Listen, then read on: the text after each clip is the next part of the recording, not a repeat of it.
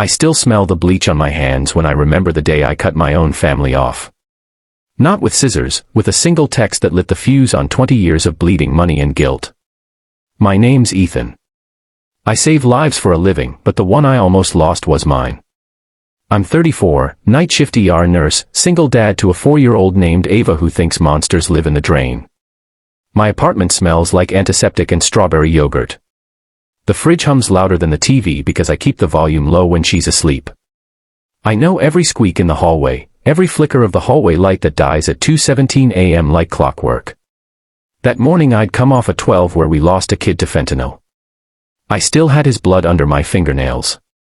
All I wanted was 2 hours of sleep before Ava's daycare reopened after a flood. I texted my parents, "Can you take her 9 to 11? I'll bring breakfast burritos." Mom replied with a thumbs up emoji. I exhaled. I pulled up to their split level at 8:57. Ava clutched her stuffed narwhal, rain boots squeaking. Dad was in the recliner, remote balanced on his belly like a crown. Mom opened the door in the same faded robe she's worn since 2011. The smell of burnt coffee hit me first. "Hey, kiddo," Dad muttered without looking up. Ava ran to him.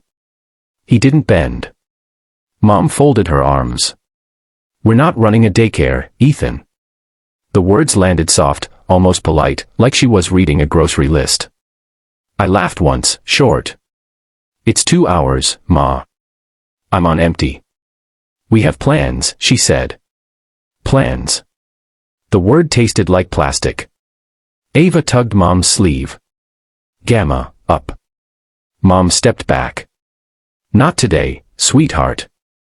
I felt the heat crawl up my neck, the same heat that flares when a patient codes and the crash cart's wheels stick. I swallowed it. "Okay," I said. "We'll figure it out." I lifted Ava. Her boots dripped on the welcome mat. Mom started to close the door. "And I'm not your ATM," I added, voice low enough only the porch heard. The door froze halfway. Dad's eyes flicked to me. "What did you just say?" Mom whispered. I didn't repeat it. I just walked back to the car, buckled Ava in, and drove away while the rear view showed Mom's mouth opening and closing like a fish on dry land. That night, while Ava colored the moon purple, I opened my banking app. One notification glowed red, unauthorized transaction, $1,800, cash advance. The merchant name. A casino 2 towns over. I knew that casino. Dad's Saturday golf ended there more often than the 9th hole. I called the card company at 3 a.m. between patients. The rep sounded 12. Secondary user on the account is Clara Reed. My sister. I put the card on Dad's mortgage 3 years ago, just until the overtime bonus hit. Bonus never came. Mortgage never left. Clara had been added 6 months ago. Without my signature. I hung up, stared at the break room vending machine, and felt my pulse in my teeth. I texted Clara, "We need to talk. Now." She replied at sunrise, "It was an emergency." Chill. Emergency. The word they used for everything, new tires, Vegas, Clara's branding photo shoot. I saved the thread. Screenshot. Date stamp. But that wasn't the worst of it. Monday, daycare stayed closed, pipe burst again. I begged a neighbor. She could only do noon. I texted the family chat, "Anyone free 8 to 12? Crickets. Tuesday, Mom needed $400 for a dentist. I Venmo'd it because Ava was watching. Wednesday, Dad's truck broke down, $720. Thursday, Clara's dog needed surgery, $1,100. Every time I pushed back, the chorus. "Mom, you're so lucky to have a job. Dad, we sacrificed for you. Clara, must be nice never needing help." Friday, I worked a double. Came home to Ava asleep on the couch, TV stuck on infomercials. My neighbor had bailed at 6 p.m. Mom had texted, "Can't. Book club." I carried Ava to bed. March 12, 22, Dad roof, $2,400. June 19, 22, Clara DUI lawyer, $3,100. November 4th, 22, Mom, cruise deposit, $1,800. February 14th, 23, Dad, investment opportunity, $5,000. Total, $47,300. I added the casino advance. $49,100. I stared until the numbers blurred. Then I did something I'd never done. I copied the list. Pasted it into the family chat. No caption. Just the receipts. 3 dots from Mom. Gone. Clara, WTF Ethan. Dad, this is private. I typed, so is my paycheck. I hit send. Then I blocked the chat. But that still wasn't the worst of it. Saturday. 4 a.m. I'm wrist deep in a trauma bay, chest tube sliding between ribs.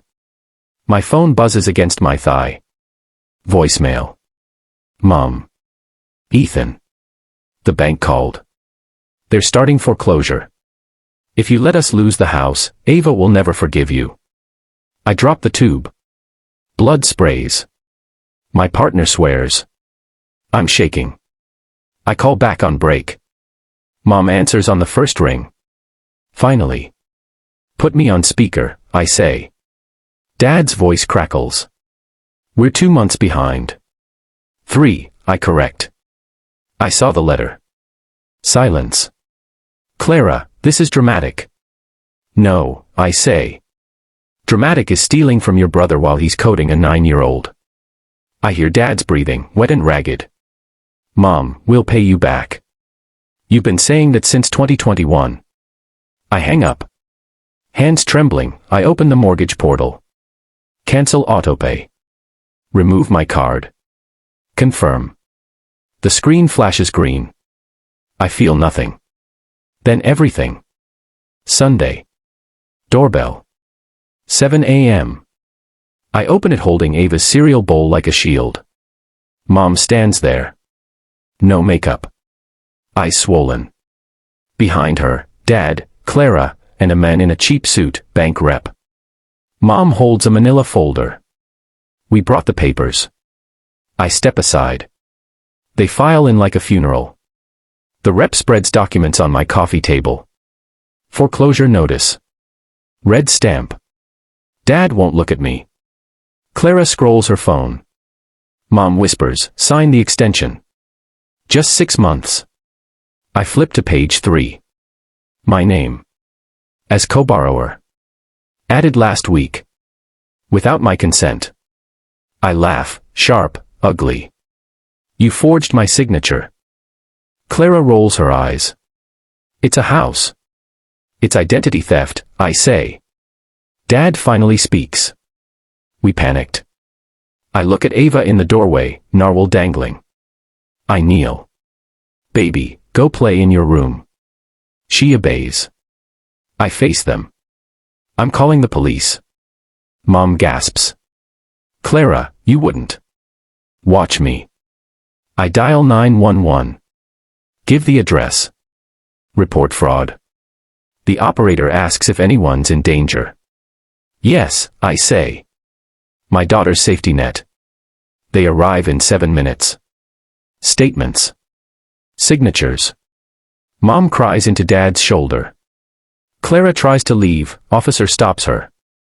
I sign the complaint. Hand shaking. But steady. They left in separate cars. I haven't heard from them since. The bank reversed the co-borrower ad. I filed for fraud protection. Ava still asks for Gamma on Tuesdays. I tell her, soon, maybe.